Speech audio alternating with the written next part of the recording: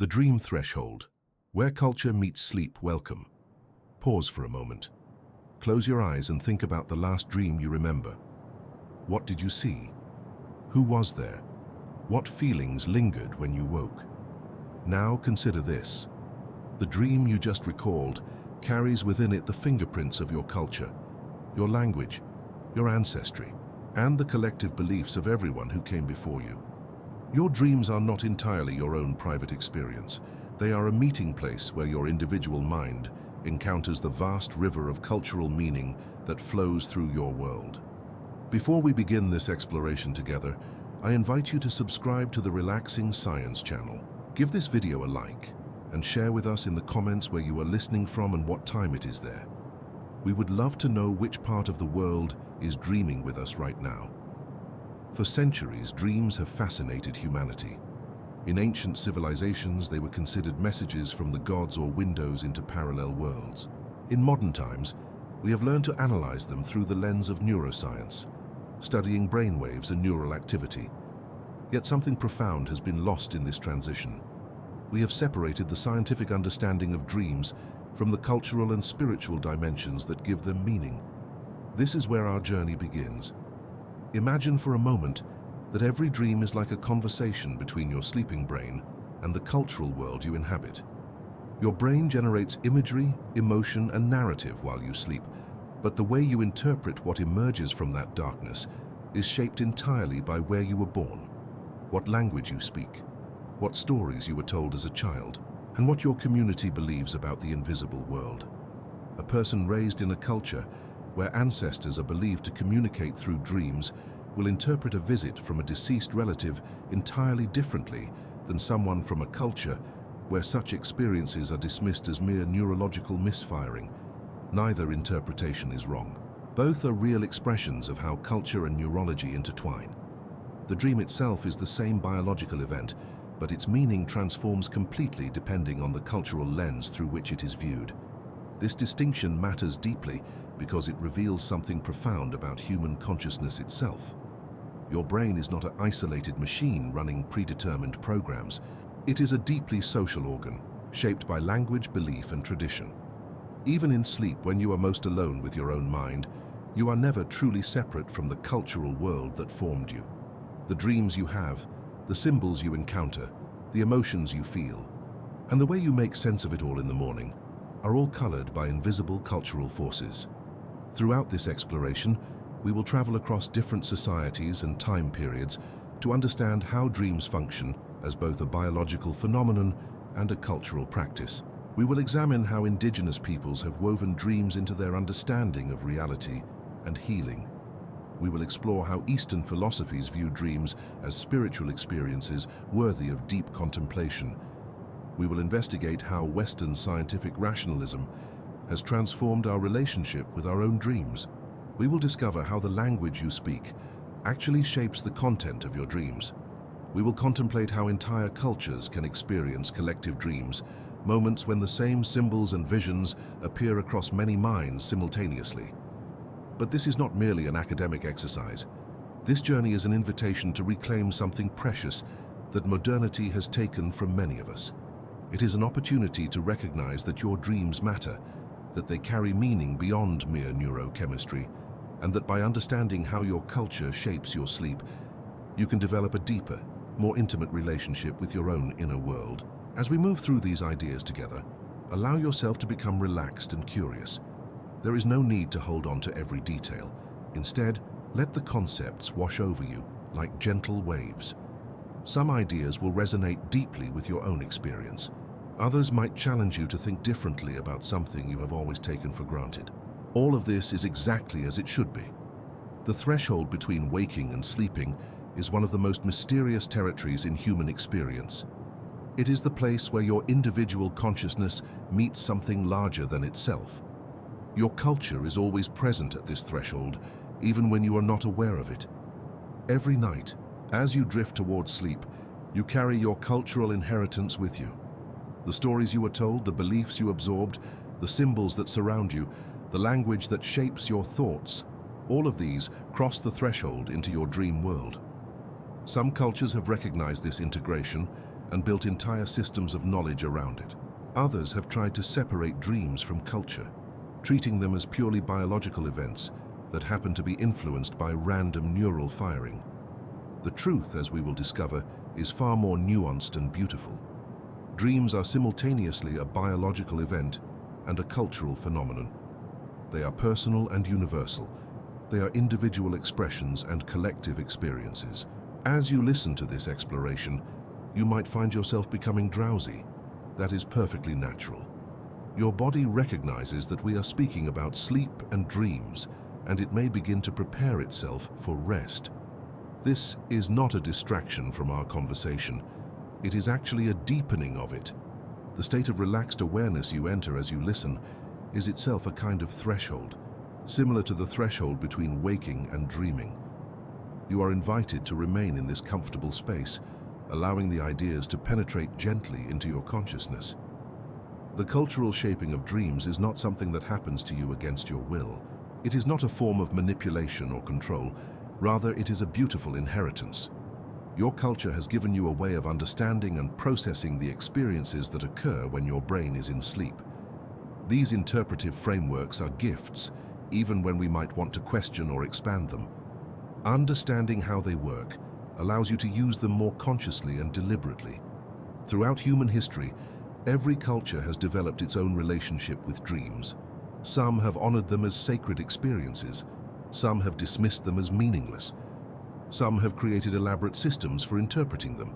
Some have used them as diagnostic tools for understanding illness and health. Some have incorporated them into religious practice. Some have woven them into artistic expression. The variety of approaches is stunning, and each one reveals something important about how that particular culture understands consciousness, reality, and the human place within the larger cosmos. The neuroscience of cultural dreaming, brain patterns across societies. As we deepen our understanding, let us turn our attention to the remarkable discovery that the brain itself appears to be shaped by culture in ways we are only beginning to comprehend. When neuroscientists place people from different cultural backgrounds into sleep laboratories and measure their brain activity, something fascinating emerges. While the fundamental architecture of sleep remains consistent across all human beings, the way that brain activity expresses itself in dreams shows measurable cultural variation. The human sleep cycle follows a rhythm that is universal. We all experience stages of light sleep, deeper sleep, and rapid eye movement sleep, which is when most vivid dreaming occurs. The architecture of this cycle is wired into our biology. Yet within this universal framework, something remarkable occurs. The content of dreams, the emotional tone of dreams, the themes that dominate dreams, and even the length and vividness of dreams vary significantly across cultural groups. Consider the case of dream vividness and emotional intensity. Research has shown that people from cultures with strong oral storytelling traditions tend to report more elaborate, emotionally rich dreams than people from cultures where written communication is dominant. This is not because their brains are fundamentally different. Rather, their cultural practices have shaped how their brains process and encode information during sleep.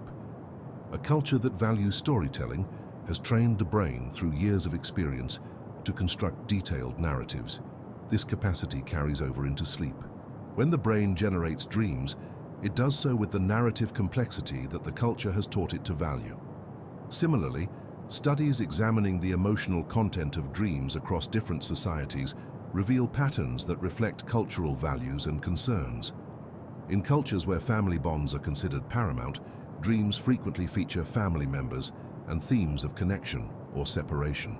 In cultures that emphasize individual achievement and competition, dreams more often include scenarios involving success, failure, and personal challenge. In cultures where spiritual connection is central to identity, dreams more frequently contain spiritual imagery and encounters with non-physical beings. This is where the intersection of neuroscience and culture becomes particularly illuminating. The brain is not generating these dream contents randomly. Rather, it is drawing from the vast library of images, stories, relationships, and concerns that the person has been exposed to throughout their waking life. Culture determines what fills that library. Culture decides what is important to think about, what is worth remembering, what is worth worrying about. Therefore, culture inevitably shapes what appears in dreams. The neurochemistry of sleep also tells us something important about how meaning is constructed during dreams. When you enter rapid eye movement sleep, the part of your brain responsible for logical reasoning and reality testing becomes relatively quiet. Simultaneously, the areas associated with emotion, memory, and imagination become highly active.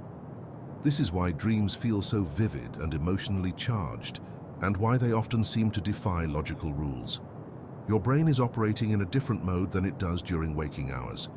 But here is what makes this culturally significant.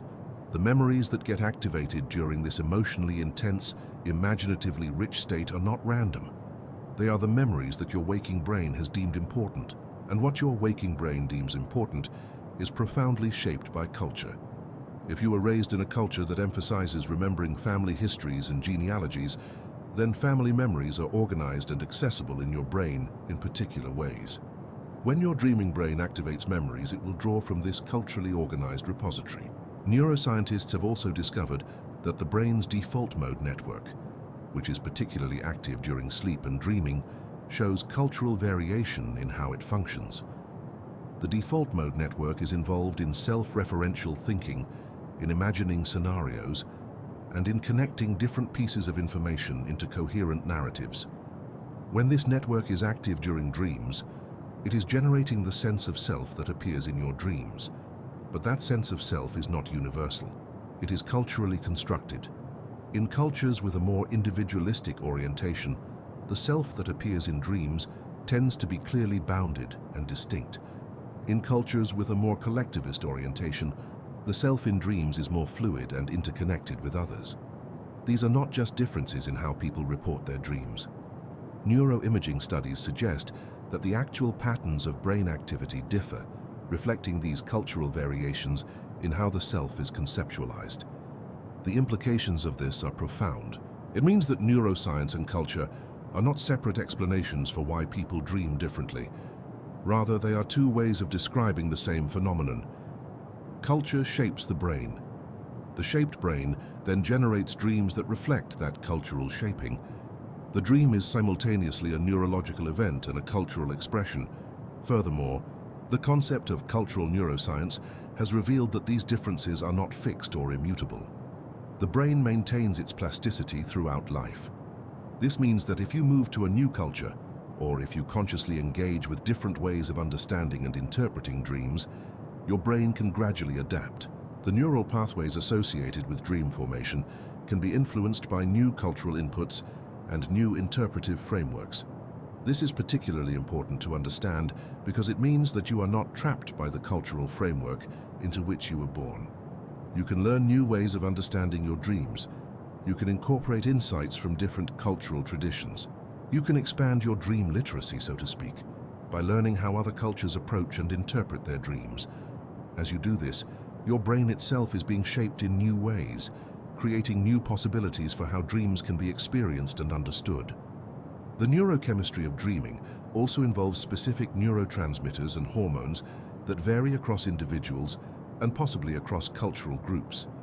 Serotonin, which is involved in mood regulation and emotional processing, is lower during rapid eye movement sleep. This is one reason why dreams often have an emotional quality that is different from waking experience. The balance of neurotransmitters during sleep creates a chemical environment in which the brain's activity generates dream experiences that have a particular character. Research suggests that chronic stress and anxiety, which are themselves culturally mediated experiences, can alter the balance of neurotransmitters and hormones during sleep. This means that the anxieties particular to your culture, the stresses that your cultural context creates, can actually influence the neurochemistry of your dreams. A person living in a culture with high levels of social competition might have different stress hormone patterns during sleep than a person from a culture with more cooperative social structures. This would then influence the emotional tone and content of their dreams. The fascinating implication is that we can never fully separate the biological from the cultural when we study dreams. They are woven together at every level, from the largest patterns of brain organization down to the finest details of neurochemical balance. Understanding this integration is the key to truly comprehending why different people dream differently. Symbols in the night. How different cultures interpret dream imagery. Now let us journey into the realm of symbols, for dreams are fundamentally a language of symbols. Every image that appears in your dream is a symbol that carries meaning. But here is what makes this fascinating. The meaning of any given symbol is not written into the symbol itself. The meaning is created by culture. The same image can mean entirely different things depending on where you are from and what cultural knowledge you carry. Consider the symbol of water. In one culture, water in a dream might represent emotions, the unconscious mind, the flow of life itself. In another culture, water might symbolize purification, spiritual cleansing, or a boundary between worlds. In yet another culture, water might represent practical concerns about survival, agriculture, or fishing. The water in the dream is the same, perhaps a river, or ocean, or rain. But what it means to the dreamer depends entirely on the cultural framework they use to interpret it. This principle applies to virtually every symbol that can appear in a dream. Animals carry different meanings in different cultures. In some cultures, a snake in a dream might represent danger or evil. In other cultures, a snake represents wisdom, healing, transformation, or divine power. A bird might symbolize freedom in one culture, spiritual transcendence in another, and practical concerns about crops in a third. The animal appears the same in the dream, but its meaning transforms depending on the cultural context of the dreamer. One of the most fascinating discoveries in cross-cultural dream research is how religious and spiritual traditions have created elaborate systems for interpreting dream symbols. In Islamic dream interpretation, there exists a rich tradition called Tafsir al-Ahlam, which has been developed over centuries. In this tradition, specific symbols have specific meanings that are drawn from Islamic theology, history, and spiritual understanding. A dream of the Prophet, for instance, carries profound spiritual significance. A dream of prayer or the Kaaba holds particular meaning within the Islamic framework. Similarly, in Hindu and Buddhist traditions, dreams are interpreted through the lens of spiritual philosophy and understanding of consciousness. In these traditions, dreams might be seen as glimpses into past lives, messages from spiritual guides, or reflections of the dreamer's karmic state. The symbols that appear in dreams are understood in relation to broader spiritual concepts like dharma, karma, and the nature of consciousness itself. In traditional Chinese culture, dreams have been interpreted through the framework of Taoist and Buddhist philosophy, as well as through the principles of traditional Chinese medicine. In this system, dreams can reveal imbalances in the body's energy, or qi. Different organs are associated with different types of dreams. A dream involving fear might indicate an imbalance in the kidneys. A dream involving anger might reflect an imbalance in the liver. The symbols in the dream are interpreted not just psychologically, but also in terms of the physical and energetic health of the dreamer. In many African cultures, dreams are understood as communications from ancestors or from the spiritual realm. The symbols that appear in dreams are interpreted as messages that the dreamer needs to understand and act upon. A particular animal appearing in a dream might be a sign that the dreamer should pay attention to something in their waking life. An ancestor appearing in a dream might be offering guidance or warning about something important. Western psychology, particularly Freudian and Jungian psychology, has created its own system of dream symbol interpretation. In Freudian psychology, dream symbols often represent repressed desires or unconscious conflicts. In Jungian psychology, dream symbols are understood as expressions of the collective unconscious, archetypal patterns that are shared across humanity. While these psychological approaches claim to be universal, they are actually rooted in Western, particularly European, cultural assumptions about the mind and the unconscious. What is remarkable is that each of these interpretive systems is internally consistent and logically coherent. Each one provides a framework that allows people to extract meaning from their dreams and apply that meaning to their waking lives. Each one has been refined over centuries or decades of use. Each one has helped people understand themselves better and navigate their lives more wisely. Yet they are not all describing the same underlying reality. They are different cultural frameworks for creating meaning from the same raw material, the images and experiences that occur during sleep. This does not mean that one is true and the others are false. Rather, it means that meaning itself is culturally constructed. The symbols in your dreams do not have inherent meanings. They have meanings that are created and transmitted through cultural practice. This understanding has profound implications for how you might approach your own dreams. It means that you are not limited to a single interpretive framework. You can learn to interpret your dreams through multiple cultural lenses. You might ask yourself, what would this dream symbol mean in Islamic tradition? What would it mean in Jungian psychology? What would it mean in my ancestral culture? What would it mean in the context of my personal life and relationships? By exploring these different interpretations, you can arrive at a meaning that is uniquely yours, that integrates multiple cultural perspectives and your own personal understanding. Your dreams become a rich text that can be read in multiple ways, each reading revealing something different and valuable. The process of symbol interpretation is not about finding the one correct meaning. It is about engaging with the dream in a way that is meaningful and useful for you. It is about bringing the full resources of human cultural knowledge to bear on understanding your own inner experience.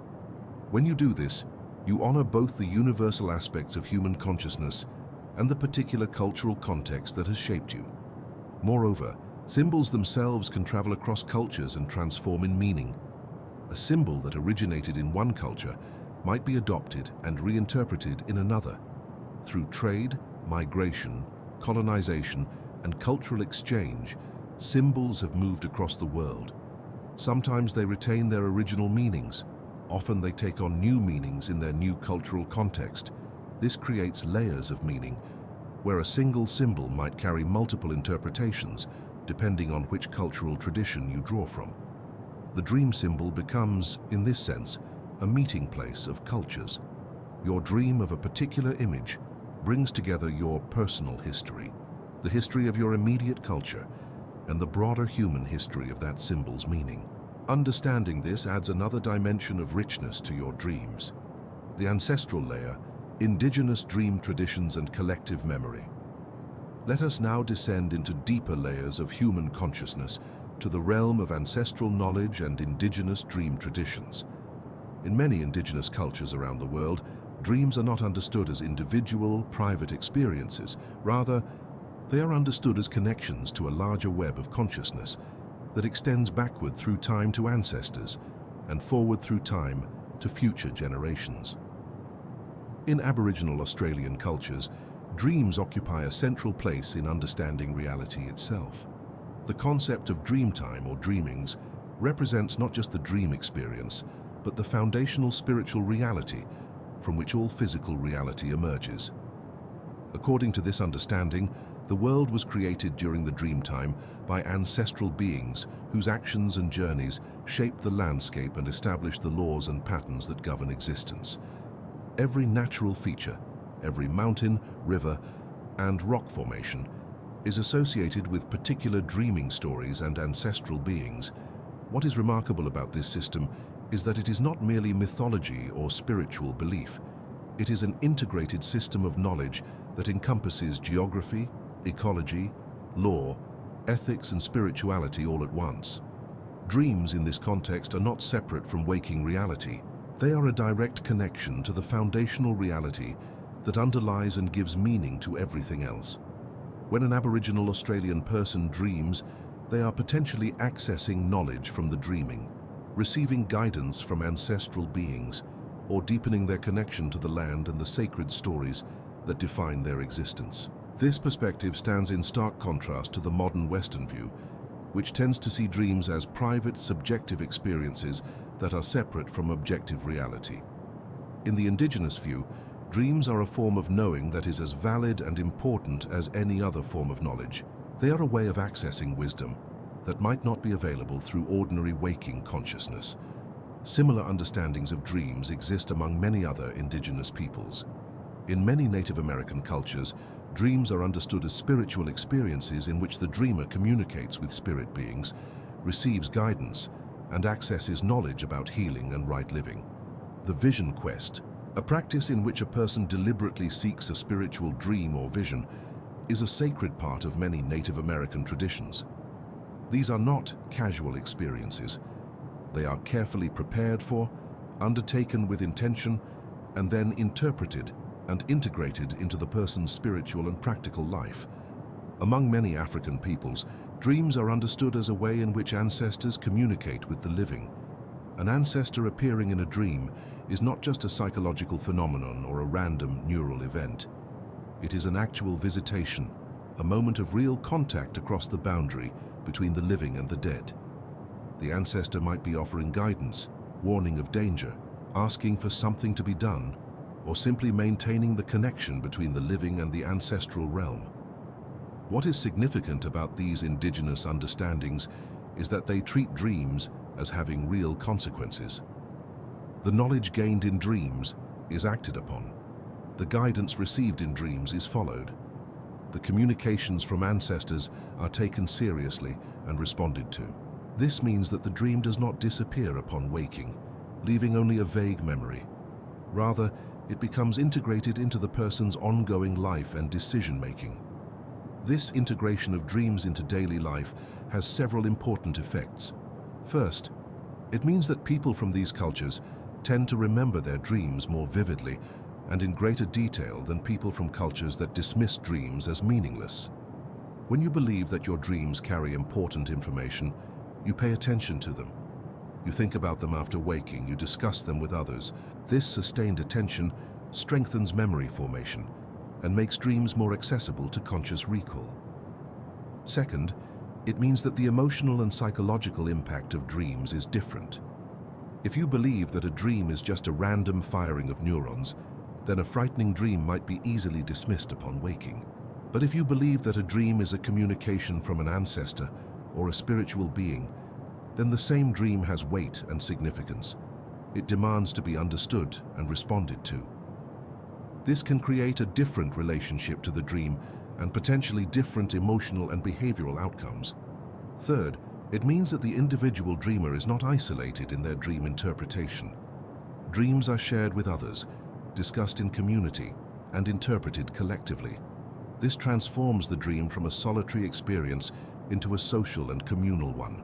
The meaning of the dream is not solely determined by the individual dreamer, but emerges through dialogue with others in the community who might have relevant knowledge or experience. Furthermore, indigenous dream traditions often incorporate what we might call collective memory. The stories and symbols that appear in individual dreams are connected to stories and symbols that have appeared in the dreams of ancestors, in the sacred narratives of the culture, and potentially in the dreams of other community members. This creates a coherence and continuity across generations. A dream symbol that appears to you might be the same symbol that appeared to your grandmother and to her grandmother before her. This is not to say that individual variation does not exist. It does. Different individuals within the same culture will have different dreams, but there is a shared vocabulary of symbols and meanings that allows dreams to be understood within a common framework. The dream is simultaneously a unique individual experience and a participation in something larger and more enduring than the individual. The concept of collective memory becomes particularly important when we consider how indigenous cultures have preserved knowledge across centuries without written records. Dreams and visions have been one way that important knowledge has been transmitted, refined, and preserved. A person might receive in a dream knowledge about healing plants, or about the behavior of animals, or about the right way to conduct a ceremony. This knowledge could then be shared and tested in the waking world. If it proved valuable, it would be integrated into the culture's body of knowledge and passed on to future generations. In this sense, dreams have been a technology of knowledge preservation and transmission. They have been a way for cultures to access and maintain wisdom that might otherwise be lost. The respect accorded to dreams in indigenous cultures is not merely spiritual or religious. It is also practical and epistemological. Dreams are recognized as a valid source of knowledge and insight. As we move further into modernity, many indigenous cultures have experienced disruption of these dream traditions. Colonial conquest, forced assimilation, and the imposition of Western scientific and religious frameworks have often marginalized indigenous understandings of dreams. Many indigenous people have been taught to dismiss their own dream traditions as superstition or primitive belief. Yet in recent decades, there has been a growing recognition, both within indigenous communities and among some Western scholars and practitioners, of the value and sophistication of these traditional approaches to dreaming. Eastern philosophies, dreams as spiritual gateways in Asian cultures. As we continue our exploration, let us turn our attention to the great philosophical and spiritual traditions of Asia, where dreams have been understood not as peripheral phenomena, but as central to understanding the nature of consciousness and reality itself. In Buddhist philosophy, dreams occupy a particular place in the understanding of consciousness and the nature of mind. Buddhism teaches that what we experience as solid, stable reality is actually a construction of consciousness. Everything we perceive is filtered through the mind, shaped by our karma, our conditioning, and our habitual patterns of thinking. In this framework, the dream state is not fundamentally different from the waking state. Both are experiences generated by consciousness. Both are shaped by the mind's habitual patterns.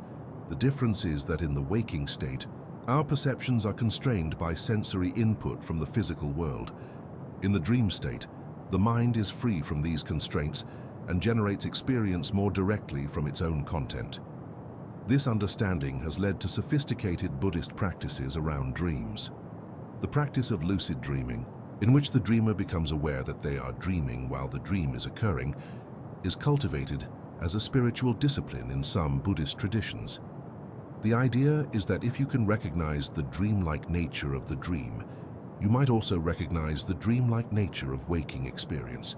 You might see through the illusion of a solid, independent self and perceive the deeper reality that Buddhist philosophy describes. Furthermore, in Tibetan Buddhism, there is a practice called dream yoga, in which specific techniques are used to work with dreams for spiritual development. These techniques include methods for remembering dreams, for becoming lucid in dreams, and for transforming the content of dreams. The purpose is not entertainment or wish fulfillment. Rather, it is to use the dream state as a laboratory for understanding consciousness and for developing spiritual capacities that can then be brought into waking life. In Taoist philosophy, dreams are understood as experiences of the subtle body and the flow of qi, or vital energy. According to Taoist understanding, the human being consists not just of a physical body, but of multiple subtle bodies and layers of consciousness. During sleep, the consciousness that is normally focused on the physical world can become aware of these subtle dimensions. Dreams are windows into these subtle realms. The Taoist approach to dreams is not primarily about interpretation in the psychological sense. Rather, it is about using dreams as a means of cultivating awareness and refining the subtle body. Specific practices and meditations are used to develop the capacity to be conscious during sleep, to move freely in the subtle realms, and to bring the benefits of this subtle awareness back into the waking state. In Hindu philosophy, dreams are understood through the framework of Vedantic philosophy, which describes consciousness as existing in multiple states. The waking state, the dream state, the deep sleep state, and transcendental consciousness beyond these three states are all understood as different modes or dimensions of consciousness. The dream state is not inferior to the waking state. Rather, it is a different mode of consciousness with its own characteristics and possibilities. In the Upanishads, one of the foundational texts of Hindu philosophy, there are elaborate descriptions of consciousness in the dream state. The dreamer is understood as experiencing a world that is created by the mind, a world that is real within the dream, but that dissolves when the dreamer awakens.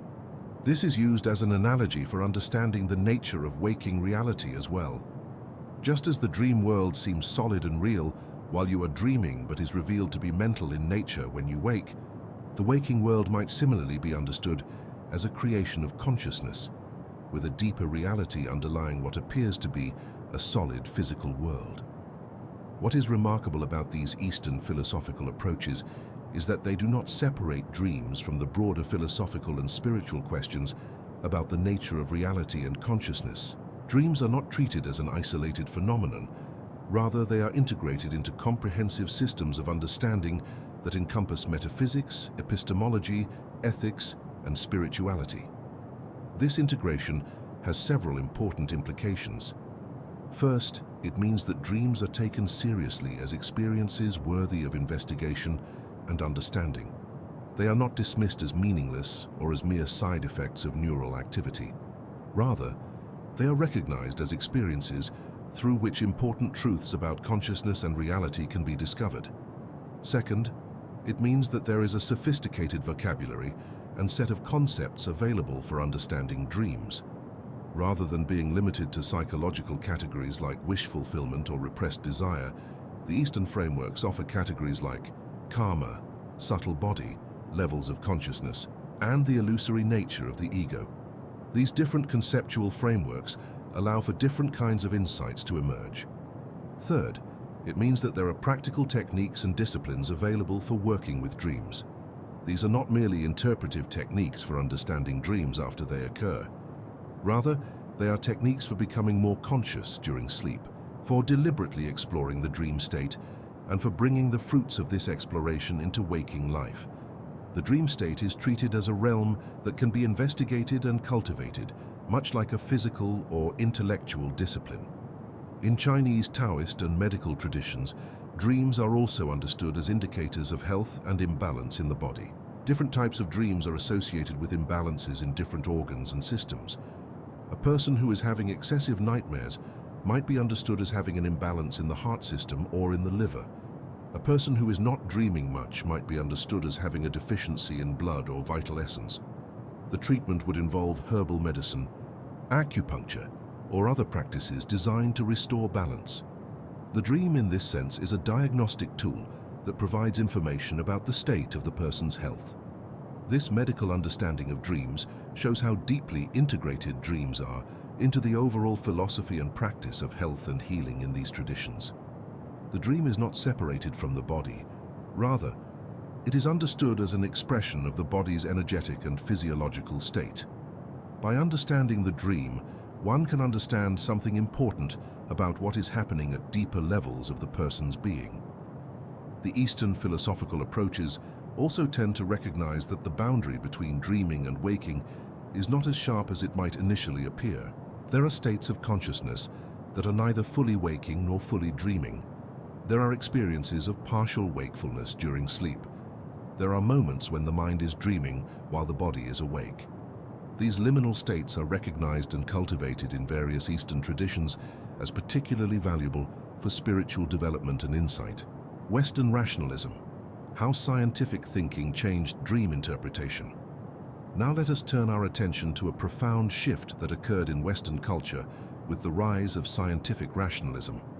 This shift fundamentally altered the relationship between dreams and meaning, between the subjective experience of dreaming and the objective reality of the physical world. For most of human history, even in Western culture, dreams were understood as having some kind of significance beyond the individual dreamer.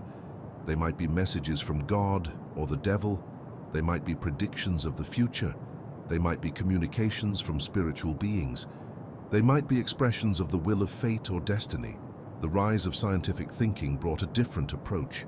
Science is fundamentally concerned with objective, measurable, reproducible phenomena. Dreams, by their nature, are subjective, difficult to measure objectively, and not reproducible in a laboratory setting. Scientific thinking therefore tended to dismiss dreams as epiphenomena, interesting perhaps as a curiosity, but not as something that carries real significance or provides genuine knowledge.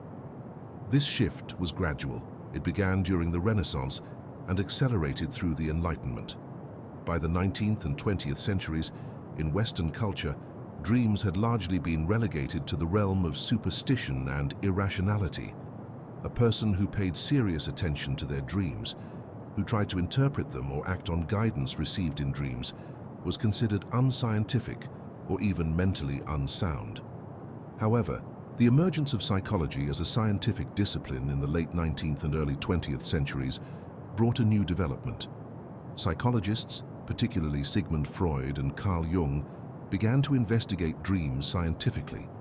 They collected dream reports, analyzed them systematically, and developed theories about what dreams meant and what function they served. This brought dreams back into the realm of serious intellectual inquiry, but in a new form. Dreams were no longer understood as messages from God or communications with ancestors. Instead, they were understood as expressions of the unconscious mind. Freud's theory of dreams was that they represented the fulfillment of repressed wishes.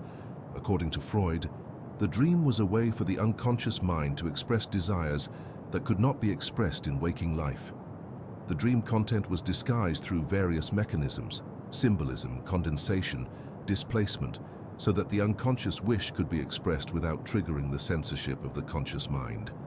Dream interpretation, in Freudian psychology, involved uncovering the hidden wish that lay beneath the manifest content of the dream. Jung's approach was somewhat different. Jung understood dreams not just as expressions of repressed personal desires, but as expressions of the collective unconscious, the repository of archetypal patterns that are shared across humanity.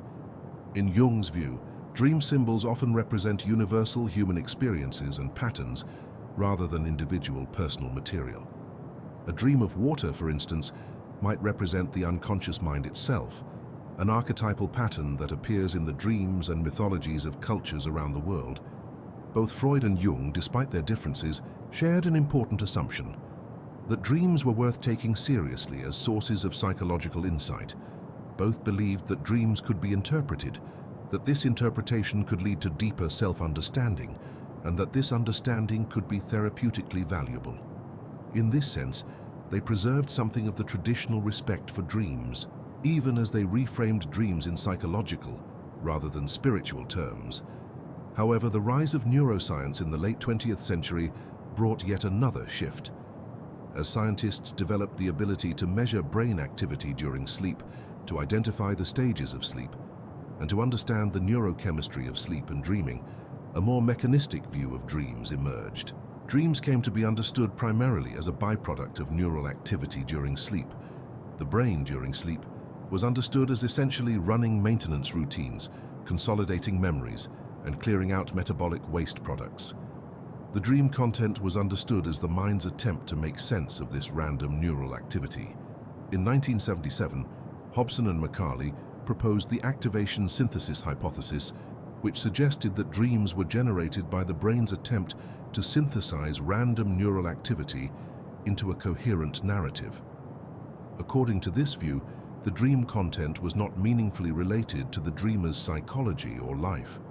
Rather, it was a kind of confabulation, the mind creating a story to make sense of random brain activity. This theory was influential and seemed to offer a scientific explanation for why dreams were so often bizarre and illogical. The activation synthesis hypothesis represented a kind of nadir in the Western scientific relationship with dreams. Dreams were understood not just as less valuable than waking thought, but as actively meaningless, as the mind's trash heap, rather than as a window into the unconscious or a source of wisdom. This perspective had the effect of further marginalizing dreams in Western culture. If dreams were meaningless, then why pay attention to them? Why try to remember them or interpret them? However, in recent decades, there has been a gradual shift back toward recognizing the significance of dreams. Neuroscience has become more sophisticated and has moved beyond the simple activation synthesis hypothesis. Contemporary neuroscience recognizes that dreams are not random, but are generated by the same parts of the brain that generate thought, emotion, and memory in waking life. The content of dreams is drawn from the dreamer's experiences, memories, and concerns. The dream is a genuine product of the brain's processing, not merely random noise. Moreover, contemporary neuroscience has also begun to recognize that there might be actual functions served by dreaming. Dreams might play a role in memory consolidation, in emotional regulation, in creative problem solving, and in maintaining mental health. Research has shown that people who are deprived of REM sleep, the stage in which most vivid dreaming occurs, experience psychological difficulties. This suggests that dreaming serves important functions. This new understanding in neuroscience has created an opening for a more integrated approach that honors both scientific understanding and the insights of psychological and cultural traditions. It is now possible to say that dreams are simultaneously a neurological event and a meaningful psychological and cultural experience. They are generated by brain activity, and they carry significance for the dreamer's life and self-understanding. The shift in Western thinking about dreams also reflects a broader cultural shift. In recent decades, there has been a growing recognition that Western scientific rationalism, while tremendously valuable, might not be the only valid way of knowing. There is increasing interest in indigenous knowledge systems, Eastern philosophical traditions, and other ways of understanding human experience. Dreams have benefited from this broader cultural opening. There is now more willingness to recognize that dreams might carry meaning and significance, even if this meaning is not easily quantifiable or scientifically verifiable in traditional ways. This does not mean that scientific understanding of dreams is abandoned. Rather, it is integrated with other ways of knowing. The neurological facts about what happens in the brain during sleep do not negate the psychological significance of dreams or their cultural and spiritual meaning. These are different levels of understanding that can coexist and complement each other. The language of dreams. How your native tongue shapes what you dream. Let us now explore a dimension of dream culture that is often overlooked but profoundly important: the relationship between language and dreams. Your native language is not just a tool for communication.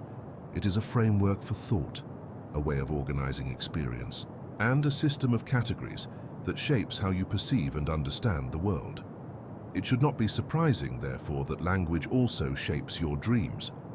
Research in cognitive linguistics and cross-cultural psychology has revealed that the language you speak influences not just how you talk about your experience, but how you actually experience things.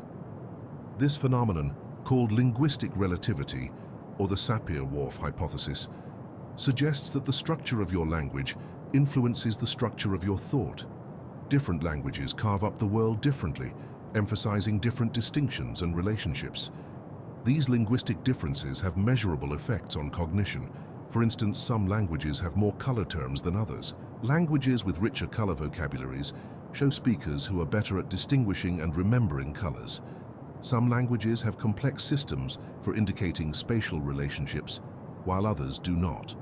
Speakers of languages with rich spatial vocabulary tend to have better spatial reasoning abilities. Some languages grammatically require that you specify whether an action is completed or ongoing. Speakers of such languages tend to be more attentive to temporal aspects of events. Now consider what this means for dreams. If language shapes how you perceive and categorize experience in waking life, it should also influence how your dreaming brain generates and organizes dream experience. The vocabulary available to you in your language provides the basic building blocks for the narratives and images that your brain constructs during sleep. For example, in English, there is a clear distinction between past, present, and future tense. You are grammatically required to specify when something happens. This temporal awareness is built into the language at a fundamental level. In Mandarin Chinese, temporal distinctions are less grammatically required. You can often omit tense markers because context makes the timing clear. This difference in how the languages treat time might influence how time is experienced in dreams. English speakers might experience dreams with clearer temporal sequences, while Mandarin speakers might experience dreams with more fluid, less clearly delineated temporal structures. Similarly, in some languages, the subject of a sentence is obligatory. You must always specify who is performing an action. In other languages, the subject can be omitted because it is clear from context. This difference in how languages handle agency might influence how agency and responsibility are experienced in dreams. Speakers of languages that require explicit subjects might experience dreams in which the actor is always clear. Speakers of languages that allow omitted subjects might experience dreams with more ambiguous agency, where it is not always clear who is performing actions. The vocabulary available in your language for describing emotions also influences how emotions are experienced. If your language has a rich vocabulary for describing different types of sadness, you might be more attuned to subtle variations in sad feelings. This emotional granularity might be reflected in your dreams, where different shades of sadness might appear as distinct emotional experiences. Conversely, if your language groups different emotional states under a single word, You might experience these states as less differentiated. Metaphor is another area where language shapes experience, and this has direct implications for dreams. Different languages use different metaphors to describe abstract concepts. English often uses spatial metaphors for time. We say that the future is ahead of us and the past is behind us. Some languages use different metaphors.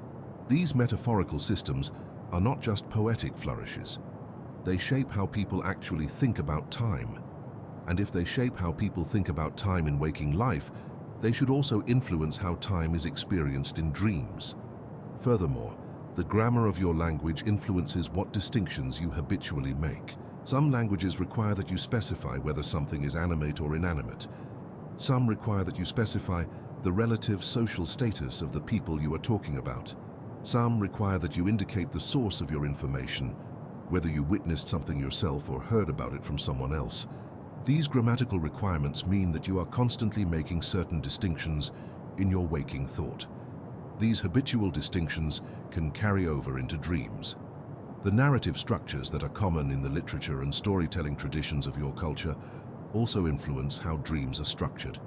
If you have grown up hearing stories with a clear beginning, middle, and end, your dreams might tend to have narrative coherence. If you have grown up with more fragmented or circular narrative forms, your dreams might reflect these structures. The storytelling conventions of your culture become the default patterns that your dreaming brain uses to organize experience. Moreover, the metaphors and images that are common in your culture's literature, art, and popular culture become part of the visual vocabulary that your dreaming brain draws from. If you have grown up in a culture saturated with technological imagery, your dreams might be filled with machines, computers, and digital imagery. If you have grown up in a culture with strong connections to nature, your dreams might be filled with natural imagery. The dream is drawing from the pool of images and metaphors that your culture has made available to you. Language also shapes the social context in which dreams are discussed and interpreted. Different cultures have different words and concepts for talking about dreams. Some languages have rich vocabularies for different types of dreams and different aspects of the dream experience. Others have more limited vocabularies. The words available to you for discussing your dreams influence which aspects of your dreams you pay attention to and which you ignore. Furthermore, the way that dreams are linguistically framed in your culture influences how they are understood. In some cultures, dreams are spoken of as something that happens to you. I had a dream, or a dream came to me. This phrasing suggests that the dream is something external, something that arrives from outside yourself. In other cultures, dreams are spoken of more actively. I dreamed, suggesting a more active role for the dreamer. These linguistic framings subtly influence how dreams are understood and experienced. The process of translating dreams from the dream state into language also shapes the dream. When you wake from a dream and try to put the dream into words, you are translating a pre-linguistic experience into language. This translation necessarily involves some loss and some transformation. The dream is organized according to the categories and structures of your language. Aspects of the dream that cannot easily be expressed in your language might be lost or distorted. Aspects that map easily onto your language's categories might be emphasized. This means that the dream you remember and report is not exactly the dream you experienced. It is a linguistically mediated version of that dream. And because language is culturally specific, the version of the dream that you end up remembering and reporting is shaped by your culture's linguistic structures. Collective dreams, when entire cultures share similar visions. Now we approach one of the most mysterious and fascinating phenomena in the study of dreams, the occurrence of collective dreams, moments when similar dreams appear across many individuals, sometimes across entire cultures, sometimes even across cultures that have no direct contact with each other. These phenomena challenge our understanding of dreams as purely individual experiences and suggest that there might be dimensions to dreaming that we do not yet fully understand. Throughout history, there are documented cases of dreams that appear to be shared across multiple people. During times of social upheaval or collective trauma, many people report having similar dreams. During periods of religious fervor or spiritual awakening, collective visions and shared dreams appear. During times of cultural crisis or transition, particular dream symbols or themes seem to appear repeatedly across the population. One striking example comes from the period of the Protestant Reformation in Europe.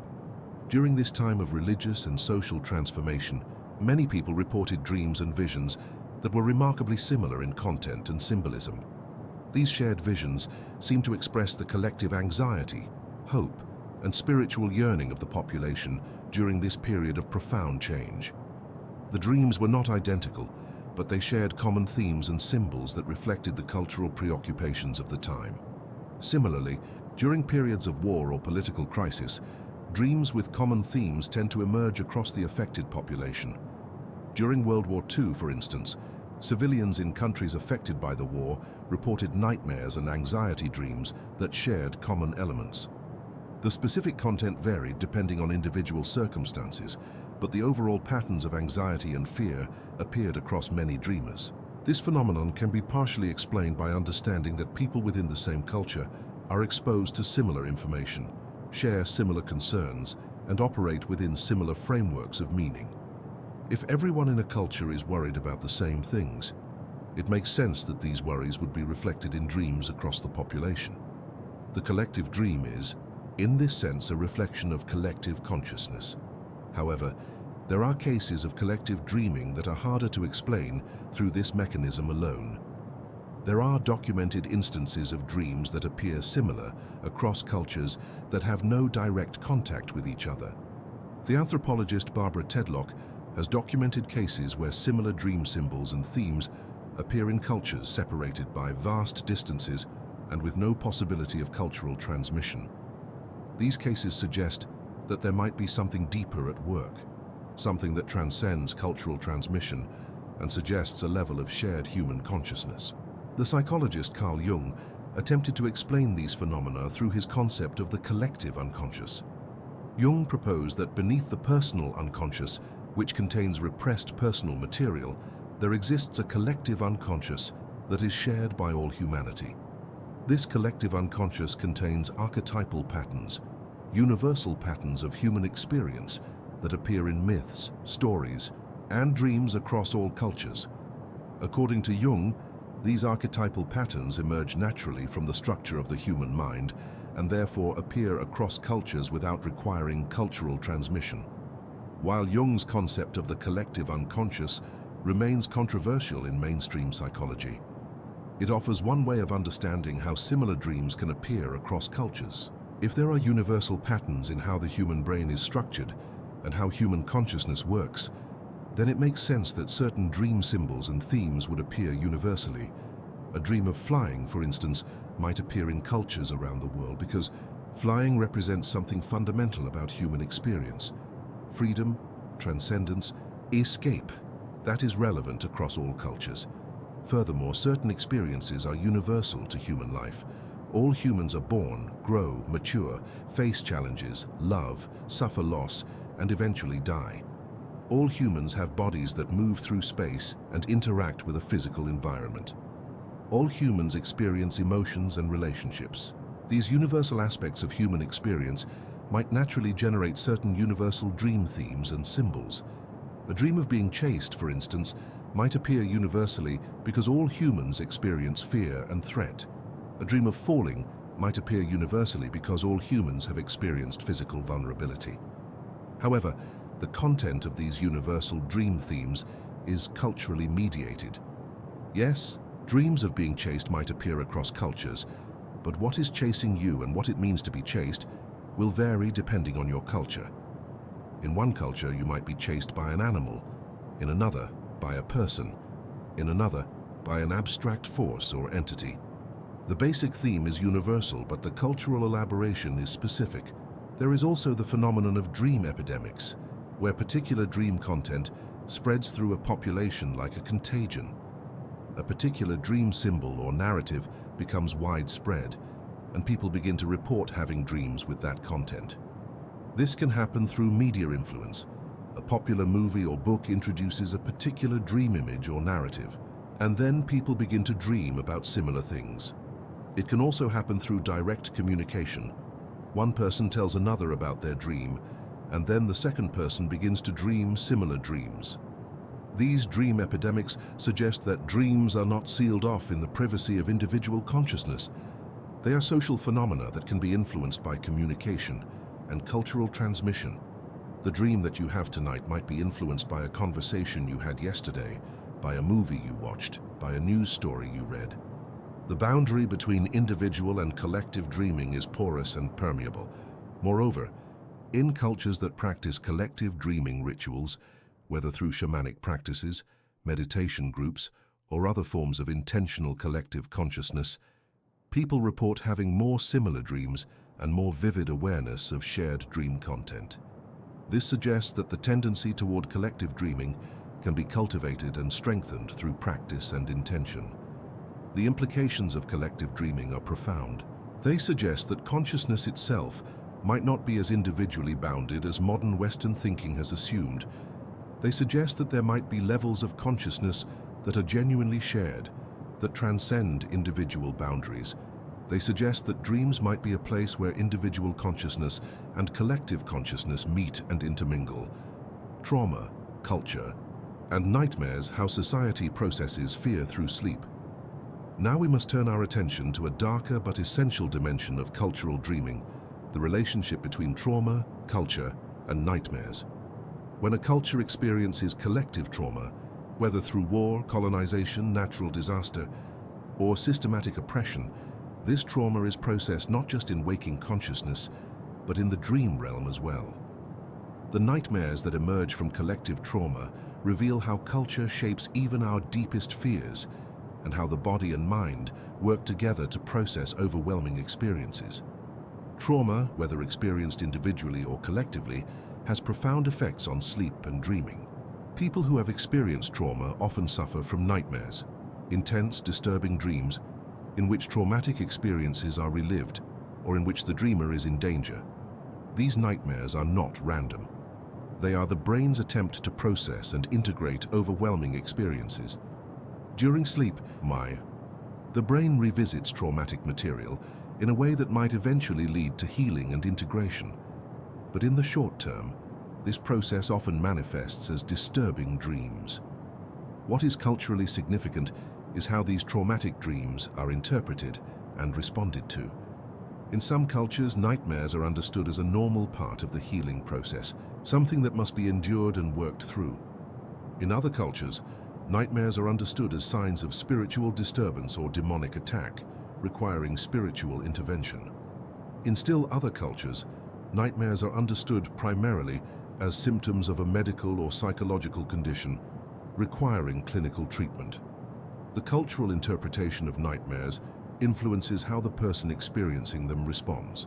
If nightmares are understood as a sign of spiritual disturbance, the person might seek help from a spiritual healer or elder. If they are understood as a medical symptom, the person might seek help from a doctor or therapist. If they are understood as a normal part of processing, the person might simply endure them while waiting for them to diminish. Each of these responses is shaped by culture, and each response has different effects on how the person copes with and eventually heals from trauma. Historical trauma, the trauma that is transmitted across generations through cultural memory and family dynamics, also shapes dreaming patterns. When a culture has experienced systematic oppression, genocide, or other forms of mass trauma, this trauma does not disappear with the generation that directly experienced it. It is transmitted to subsequent generations through various mechanisms, through stories that are told, through emotional patterns that are modeled, through the structure of the family and community that has been shaped by the trauma, and potentially through other mechanisms that we do not yet fully understand. Research on intergenerational trauma has shown that descendants of people who have experienced severe trauma often exhibit similar psychological patterns and sometimes similar dream patterns as their ancestors, even if they have not themselves directly experienced the traumatic events. Children of Holocaust survivors, for instance, often report dreams with themes of persecution and danger, even though they themselves were not persecuted. Indigenous peoples who have experienced colonization and genocide often report dreams that carry echoes of historical trauma, even in individuals who were born long after the most acute phases of colonization. This transmission of trauma through dreams and cultural memory is one way that historical injustice continues to affect people across time. It is also one way that the body remembers what the conscious mind might try to forget. The dream becomes a repository of historical memory, a place where the past continues to haunt the present. However, this same capacity of dreams to carry historical trauma also offers possibilities for healing. If trauma can be transmitted through dreams, then healing from trauma can also occur through dreams. Some cultures have developed specific practices for working with traumatic dreams. In some indigenous traditions, there are rituals and ceremonies designed to help people release traumatic dreams and nightmares. In some Buddhist traditions, there are meditation practices for transforming the emotional content of nightmares. In some Western psychological approaches, there are techniques like imagery rehearsal therapy, in which people deliberately practice changing the content of recurring nightmares. The cultural response to collective trauma is also reflected in the dreams of the affected population.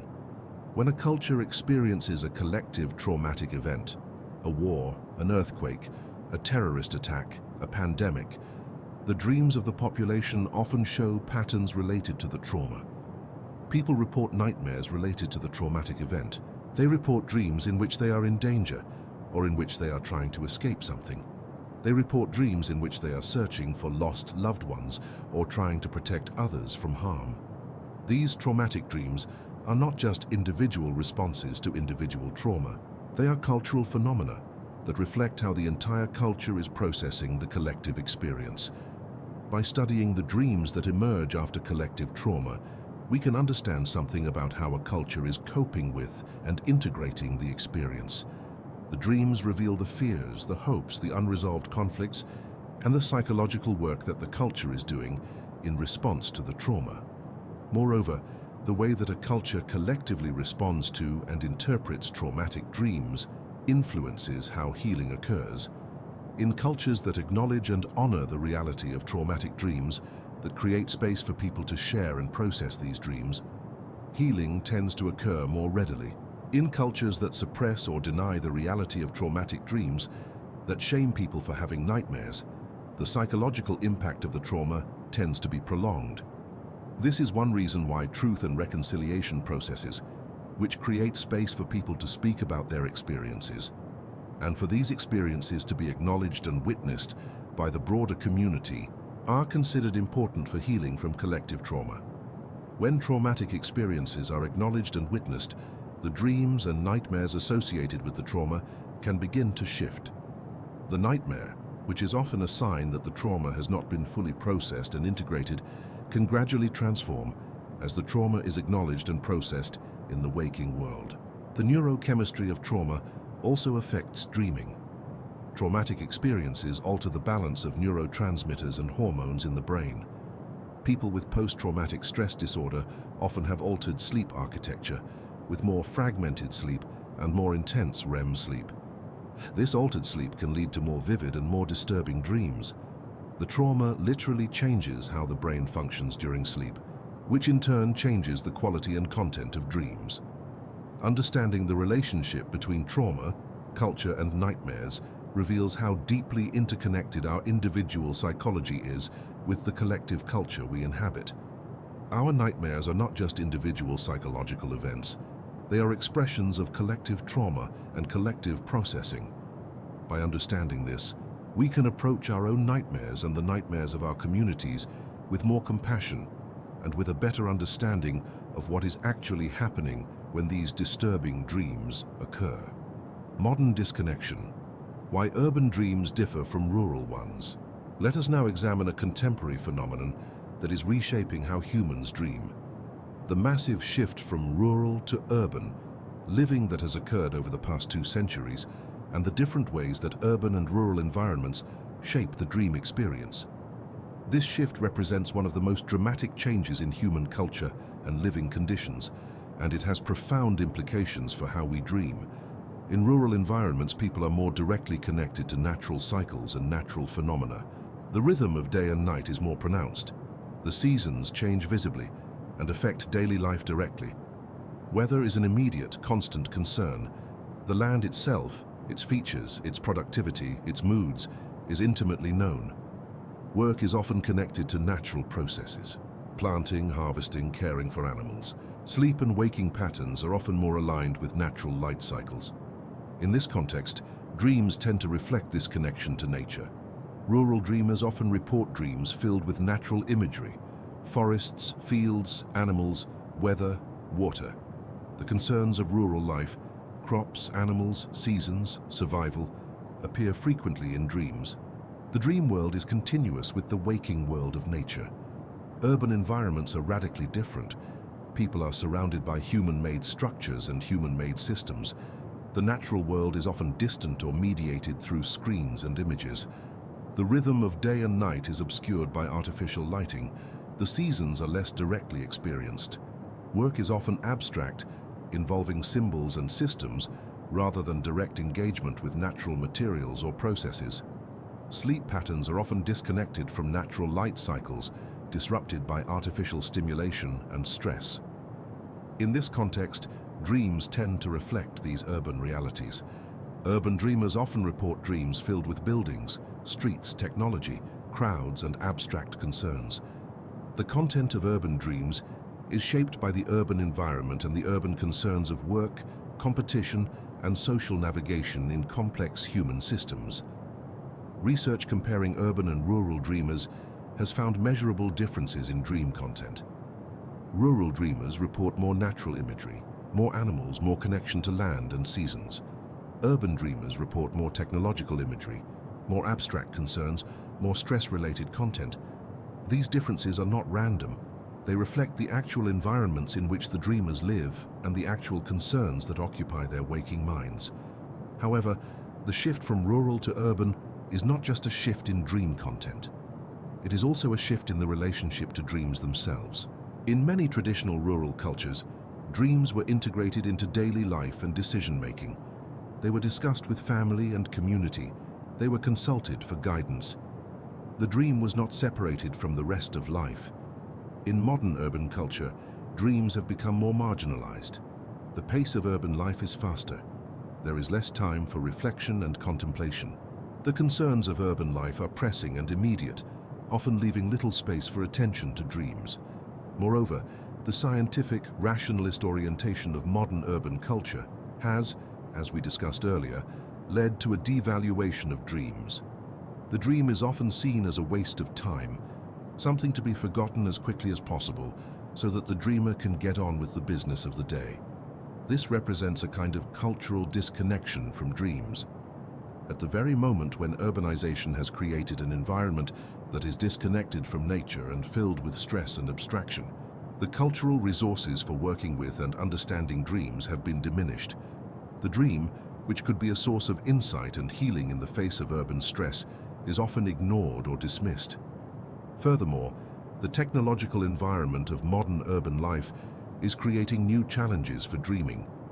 Artificial light, which suppresses melatonin production and disrupts natural sleep cycles, is omnipresent in urban environments. Screens, phones, computers, televisions, stimulate the brain with intense visual and auditory input right up to bedtime, making it harder to transition into sleep. The stress of urban life and the constant stimulation of the urban environment create a state of chronic activation that is incompatible with the relaxation necessary for good sleep and vivid dreaming. Sleep disorders are far more common in urban than in rural populations. Insomnia, sleep apnea, restless leg syndrome, and other sleep disorders are more prevalent in cities. When sleep is disrupted, dreaming is also disrupted. People who do not sleep well do not dream well. They do not spend enough time in REM sleep, the stage in which most vivid dreaming occurs. They do not have the mental rest and restoration that dreaming provides. Moreover, the content of urban dreams is often shaped by the stresses of urban life. Urban dreamers frequently report anxiety dreams, dreams about work stress, dreams about social conflict, dreams about failure or inadequacy. These stress-related dreams are the mind's way of processing the overwhelming stimulation and demands of urban life. But without adequate sleep and without cultural resources for understanding and working with these dreams, the stress-related dreams can become a source of further stress rather than a source of insight or healing. There is a particular poignancy in this situation.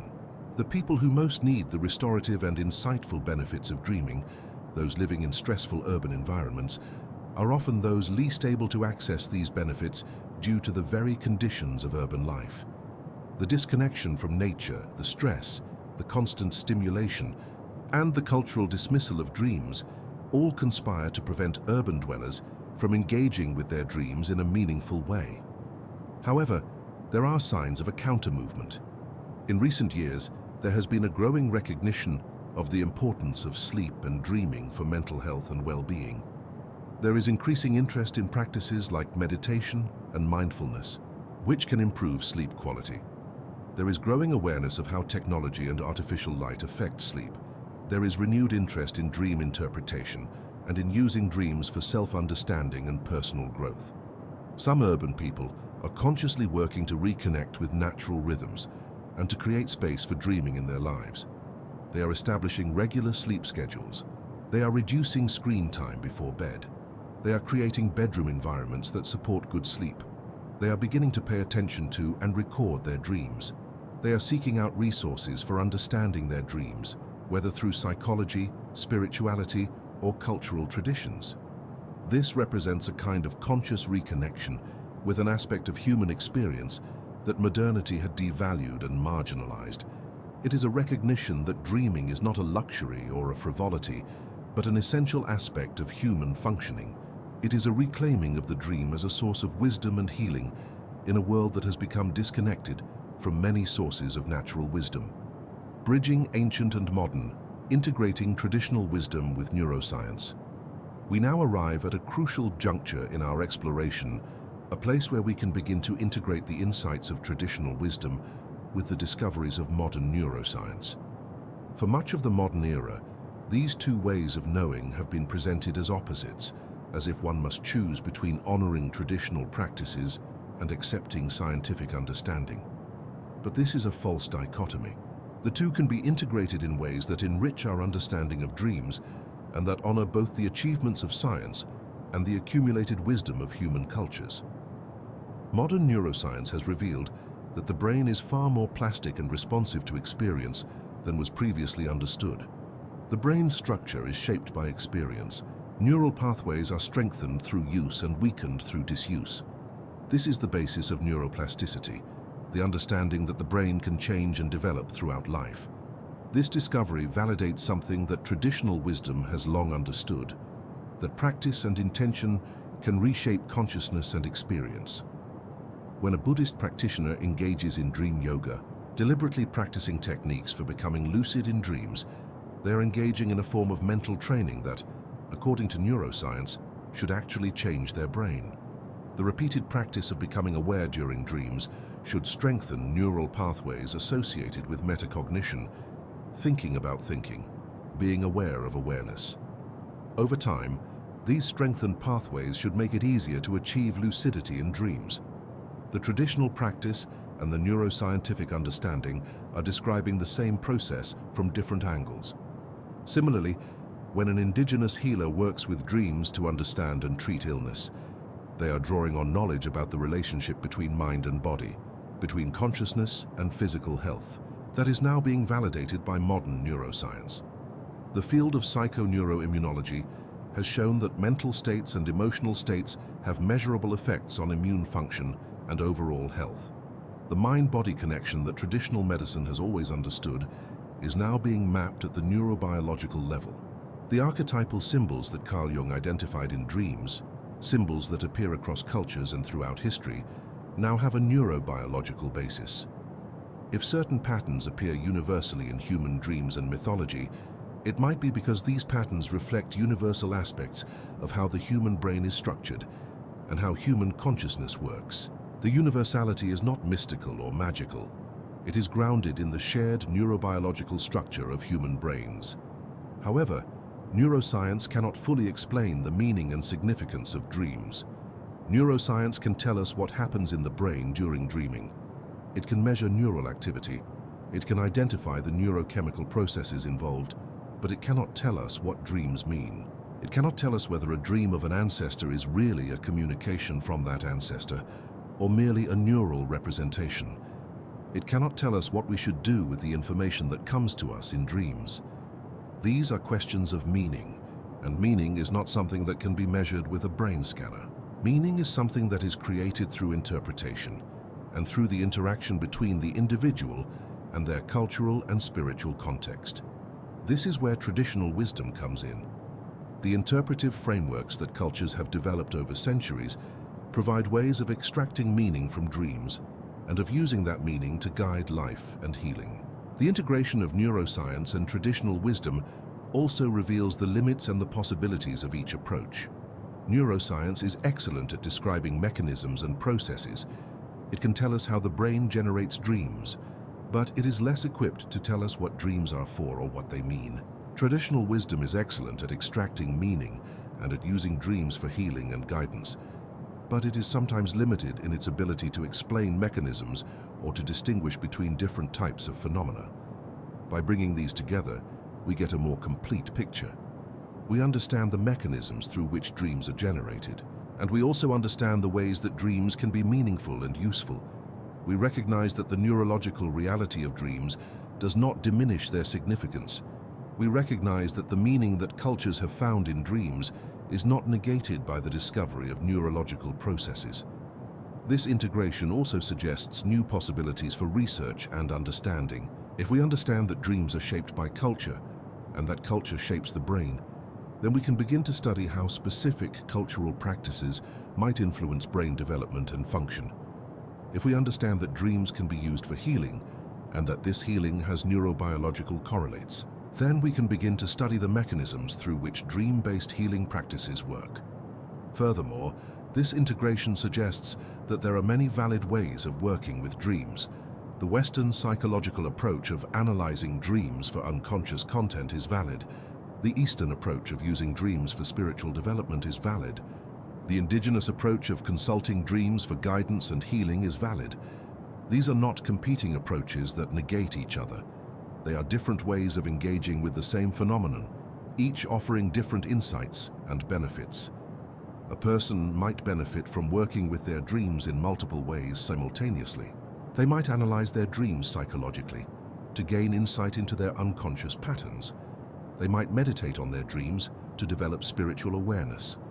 They might consult their dreams for guidance about practical decisions. They might use their dreams as sources of creative inspiration. All of these approaches can be valuable, and they can be integrated in ways that create a richer and more meaningful relationship with dreams. This integration also honors the wisdom of cultures that have maintained connections to traditional dream practices, even as they have engaged with modern science.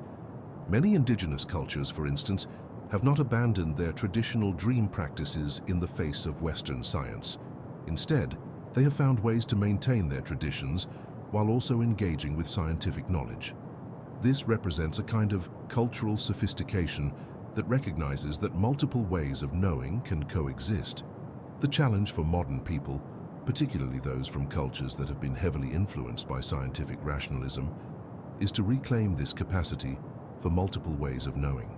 It is to recognize that honoring scientific understanding does not require dismissing other ways of knowing. It is to develop what might be called epistemological humility, a recognition that science is a powerful way of understanding the world, but it is not the only way, and it does not answer all questions. The personal dreamscape, reclaiming your cultural dream identity.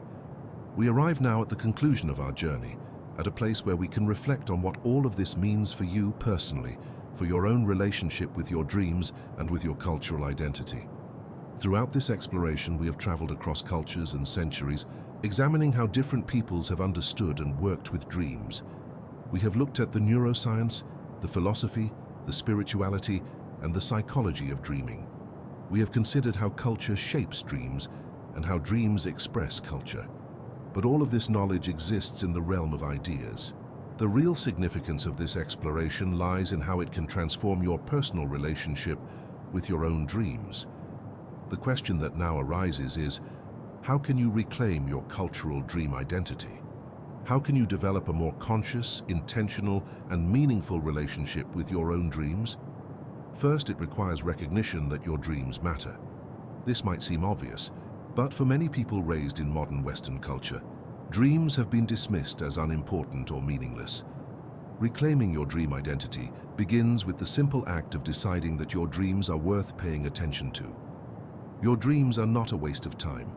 They are not random neural noise. They are genuine expressions of your consciousness, and they carry information and meaning that can be valuable for you. Second, it requires learning about your own cultural traditions around dreaming. If you come from a culture with indigenous roots, you might explore the dream traditions of your ancestors. If you come from a culture with spiritual or religious traditions, you might explore how those traditions have understood and worked with dreams. If your cultural background is mixed or complex, you might explore multiple traditions. The goal is not to become an expert in dream interpretation, but to reconnect with the wisdom about dreams that is embedded in your cultural heritage. This reconnection with cultural traditions is not about returning to the past or abandoning modern knowledge. Rather, it is about recognizing that your ancestors, your culture, and your community have accumulated valuable wisdom about how to understand and work with dreams.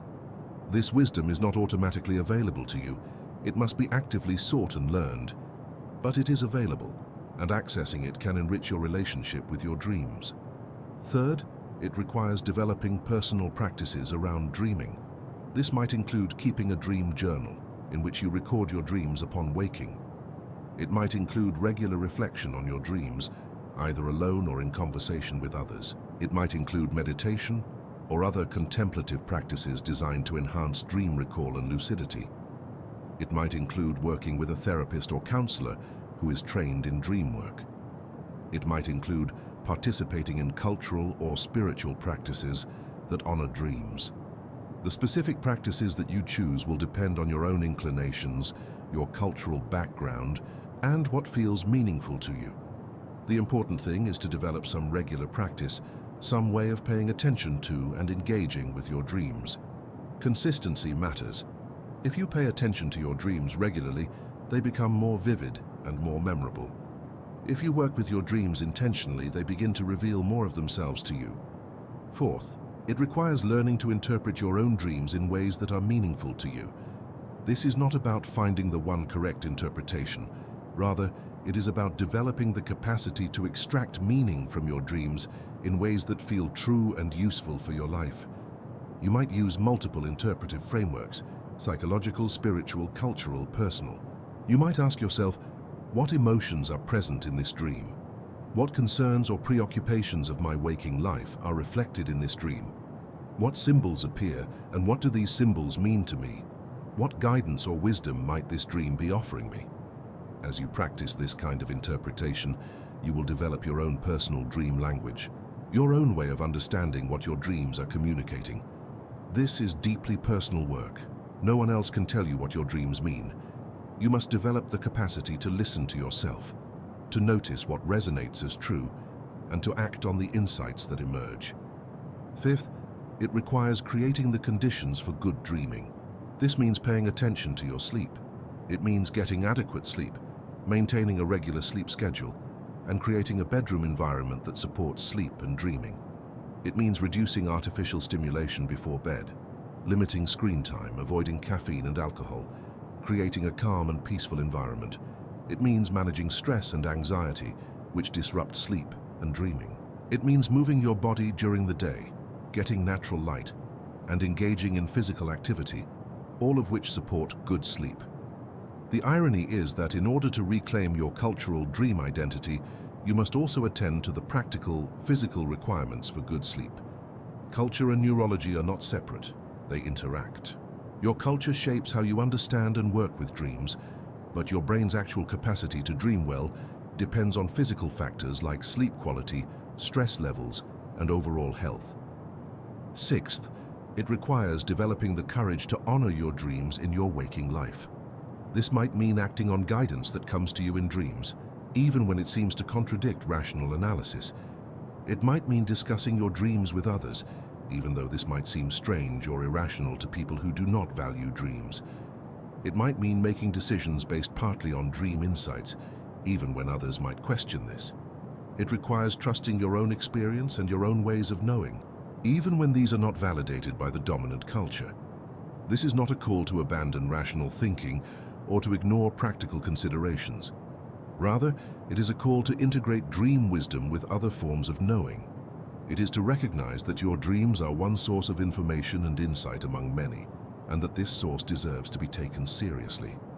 As you engage in this work of reclaiming your cultural dream identity, you will likely find that your relationship with yourself changes. You will become more aware of your own inner life. You will develop a deeper understanding of your own values, concerns, and spiritual inclinations. You will discover that you have resources within yourself that you did not know you had. You will reconnect with aspects of your cultural heritage that have been dormant or suppressed. This is healing work. It is work that honors the fullness of your humanity, your rationality and your intuition, your individual consciousness and your connection to larger cultural and spiritual currents, your waking awareness and the wisdom that emerges in sleep. As we complete this exploration together, I invite you to consider what has resonated with you. What ideas have sparked curiosity? What practices might you want to explore? What aspects of your own cultural heritage around dreaming might you want to reconnect with? These are not questions that need to be answered immediately. Rather, they are invitations to ongoing exploration and reflection. The journey with your dreams is a lifelong journey. Each night brings new dreams, new opportunities for insight and healing. Each dream is a gift, an expression of your consciousness, a message from the deeper parts of yourself. By learning to honor and work with your dreams, you honor yourself. You reclaim a part of your humanity that modernity has often devalued. You reconnect with the wisdom of your ancestors and your culture. You develop a richer, more meaningful relationship with yourself and with the world. Thank you for joining me on this journey through the realm of dreams and culture. If this exploration has brought you insight or peace, I would deeply appreciate your support. Please give this video a like and subscribe to the Relaxing Science channel so that you receive notifications when we explore new dimensions of consciousness, science, and contemplation together. Share with us in the comments where you are in the world and what time it is there. Tell us which aspect of dream culture resonated most deeply with you. Tell us about your own experiences with dreams and how your cultural background has shaped your relationship with sleep and dreaming.